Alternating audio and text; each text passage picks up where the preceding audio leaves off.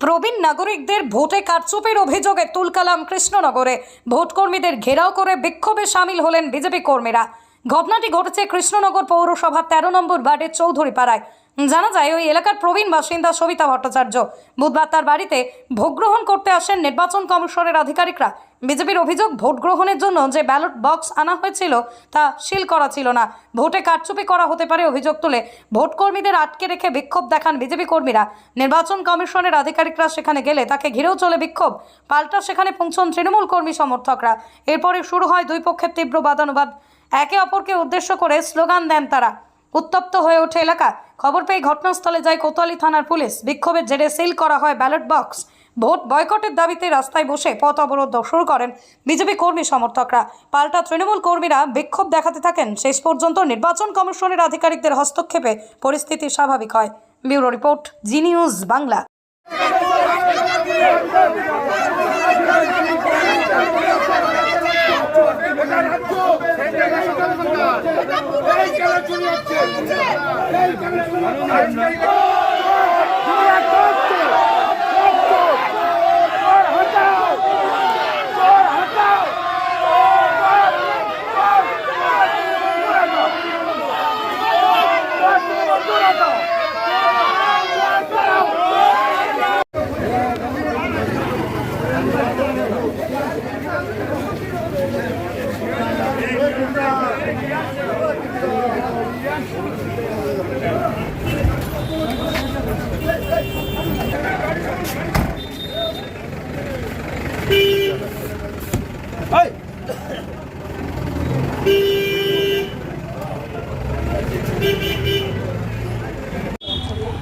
দেখুন, কৃষ্ণনগর পৌরসভার 13 নম্বর ওয়ার্ডে 107 নম্বর বুথে বয়স্ক যে প্রবীণ নাগরিকরা আছে তাদের ভোট গ্রহণ আজকে চলছে। তো আমরা জানতে পারলাম যে ভোট গ্রহণের যে বাস্ক, সেই বাস্ক সিল করা হচ্ছে না। তো সঙ্গে সঙ্গে আমরা বিডিওকে জানাই। বিডিও বলছে না, এরকম সিল করার কোনো নির্দেশ নেই, আমাদের কাছে কোনো নির্দেশ আসেনি। আমরা যখন ফোনে কথা বললাম তখন বললো হ্যাঁ সিল করে দেওয়া হচ্ছে, কিন্তু আমাদের কাছে প্রুফ আছে আগে থেকেই সিল হচ্ছে এবং তারা বলছে যে তাদের কাছে নাকি ট্র্যাক নেই। তো আমাদের কাছে কিছু তথ্য আছে, সেটা আপনারা দেখে নেই। দেখুন, আজকের ডেটে ভোট হচ্ছে, সেই ভোট কিন্তু সিল করা রয়েছে।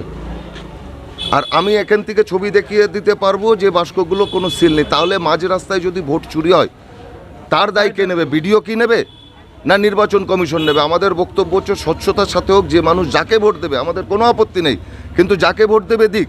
কিন্তু এই জিনিসগুলো কেন হবে? আজকে মাঝ রাস্তায় যদি বক্স চেঞ্জ হয়ে যায়, মাঝ রাস্তায় যদি ভোটার চেঞ্জ হয়ে যায়, তাহলে তার দায়িত্ব কে নেবে? তা আমাদের এই নিয়ে দাবি। আমরা এখানে আছি, বিডিওকে ফোন করেছি, বিডিও আসুক বা তার কোনো প্রতিনিধিত্ব আসুক, আমরা দেখিয়ে দেবো যে সিল করে নিয়ে যান, আমাদের কোনো আপত্তি নেই। দেখুন, ঘেরাও আটকের বিষয় না, ভিতরে বয়স্ক মানুষের ওখানে ভোট চলছে, আমরা বাইরে আছি। বিডিওকে ফোন করা হয়েছে, বিডিও আসুক, তিনি সিদ্ধান্ত নিক। কি না, ছাড়াছাড়ির বিষয় নেই, উনি আসুক, ওনার হাতে আমরা তুলে দেবো। বাস্ক যদি অন্য জায়গায় চলে যায়, আমরা বিডিওর হাতে তুলে দেবো। এইটা আমার বাহাতে, এইটা আমার বাড়ি। আমি ভোটের কাজ সেরে সবে মাত্র বাড়িতে ঢুকছি। সামনে পতাকা নিয়ে আমাদের 13 নম্বর ওয়ার্ডের তৃণমূল কর্মীরা বাড়ি বাড়ি প্রচারে বেরিয়েছে।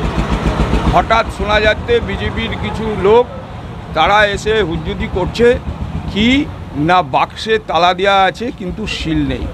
তা আপনারা নাকি তৃণমূলের থেকে ভোট চুরি করার জন্য এইটা করা হচ্ছে। তা আমি তাদেরকে বললাম 18 কোটি টাকার যে ব্যালট বাক্স কিনা আছে, সেই আতঙ্কে আমরা আতঙ্কিত। স্বাভাবিক ক্ষেত্রে তৃণমূলের ধরুন সারা ওয়ার্ড ঘুরলে 5 থেকে 7টা ভোট হবে। তৃণমূল শহরে সে জায়গায় বর্তমানে নেই।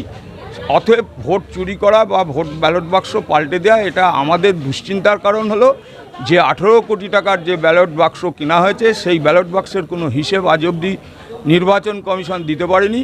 স্বাভাবিক ক্ষেত্রে আমরা সেই আতঙ্কে আছি। 5টা 6টা ভোট চুরি করার কোনো ব্যাপার নেই।